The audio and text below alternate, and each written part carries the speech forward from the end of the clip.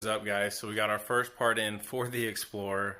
If you don't know what's going on, me and Karina sold the Hummer and we got a brand new 2022 Ford Explorer ST. And if you don't know what that is, for 2022s they either come in rear drive or all-wheel drive. We got an all-wheel drive 3.0 twin turbo V6, makes about 400, most likely to the crank from the factory is what it's rated for. But I got his first mod here, which is just the catch can, help with longevity. I won't even really say it's a mod, but it's going to help it. And I'm going to show you all the Explorer. My wife has named her Bella. And here's Bella in all her glory. We already got the windows tinted. Eyebrow is super windy, so I'm sorry if there's a lot of wind noise. It's got the bigger brakes on it, or bigger rotors with the 21-inch black wheels. I don't have the key in my pocket, else I'd open it up, but comes with 6 seats inside. Might be able to see into it in here. Very beautiful. Automatic, it's a 10-speed. Really quick for its size. Could be faster, so odds are we'll be making it faster.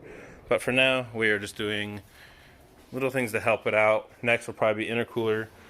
Shout out to Tyler Clark from Lethal Performance, helping me get this catch can, point me in the right direction. We went with the JLT. Didn't know they were lifetime warranty, but that is nice to know. Got some cool stickers, got a cool koozie inside that my wife wanted to have. Alright, looks like they got some instructions here that are included with it, which is really neat. Then you got the catch can itself. Really nice billet. Super clean, you got the easy quick connects. Should be a straightforward 5-10 minute install, nothing crazy. You got the bracket here to put this on, and it looks like you got some kind of little pamphlet here, which is neat. So let me go get a jacket on because it's like 50 degrees out here, so it's pretty chilly and the wind's whipping around. And I'll pop the hood on the bad boy and we'll get this installed. Alright guys, so I'm pretty sure this is all it's going to need here is just a Phillips head and a 10mm for the one bolt that's in there. So let's go pop the hood on the Explorer and get set up, see what we got going on. Like I said, this should be a really simple, quick setup here. Let me lock it. We already got mats in. You can tell we've been driving. It's dirty. Vidwick. Couldn't find WeatherTech until after I fucking bought these, of course. But trying this brand out, it's considerably cheaper, and I like how it goes up in there too versus the WeatherTech, so my carpet don't get dirty. You know, and then you got, of course, the back. Those, you know, got our kid seat on top of protected leather pads here, so they don't mess up. You got the third row and the trunk. So yeah guys, this car is really nice. We got it brand new with 5 miles on it basically. Okay guys, so sorry if there's a lot of wind noise. Like I said, it's really windy out. Got the hood popped here. Gonna go to your PCV line, your positive crank ventilation line. These are gonna have like these blue tabs on them. You should be able to feel it with your finger. Basically it's like this little thing that you gotta twist. I might have to put down my phone and show y'all. Let me get this side disconnected and I'll show y'all what I'm talking about. But you're just undoing this one and this one here, and it does this little U shape. Okay, yeah, that was a lot easier without me holding the camera. But you're gonna have this little blue tab, and you'll have it on the back side here, and basically you just pull this way and you pull off and it comes right off. And you're gonna have another one on this side. Might be able to twist it around to where y'all can see it. There you go. Oop. It's that easy. I'll be able to do that one one-handed.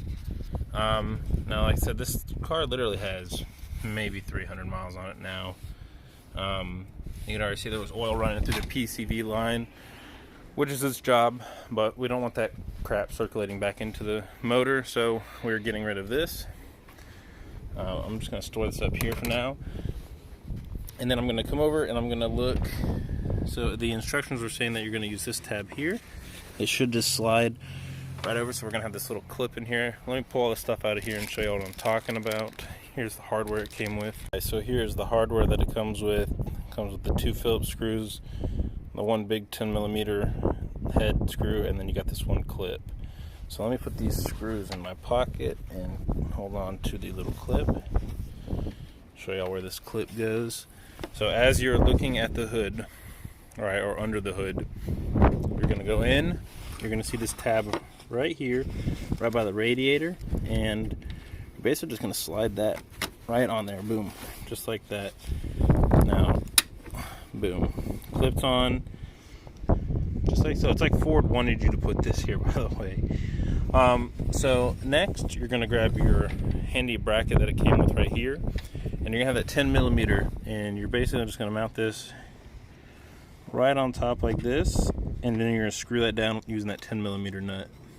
So let me do this, not holding the phone. I don't want to tighten it down too much just in case I have to move some stuff around. So obviously you have this wiring harness right here, which in hindsight I should have put behind. So I'm gonna take this back off, and I'm gonna slide it behind here. That way it's all tucked and out of the way. And then also another thing to watch out for is this is a coolant line right here. It goes from your coolant reservoir over here to the radiator. Make sure your bracket is not rubbing on this coolant line, as you don't want that to rupture for any sort of reason to have a premature coolant leak due to an install error from you. So this is good where it's at. Just let me get this wiring harness on the back side of this bracket. I think I'll be a lot more comfortable with putting the catch can right here. Okay, so you're gonna have something like this. JLT catch can is just sitting in place. You're gonna run one underneath, as you see it's kind of facing down underneath your intake tube, and the other one over. The one that runs underneath is going to go to your intake manifold, which is here, and the other one is going to go right where it's actually already trying to go, to your PCV valve right there. So we're going to mount it here first using those 2 other screws that they gave us, the catch can, and then we're going to quick connect those and we should be finished. I got the wiring harness on this side. Like I said, it's a little bit cleaner. It's going to help it not rub on the catch can, and you can kind of just tuck it down out of the way. You can still access that bolt by just kind of pushing the wiring harness out of the way. But yeah, guys, let me finish doing all this, and I'll be right back. All right, guys, and just like that, we have our JLT catch can set up. It is stupid easy.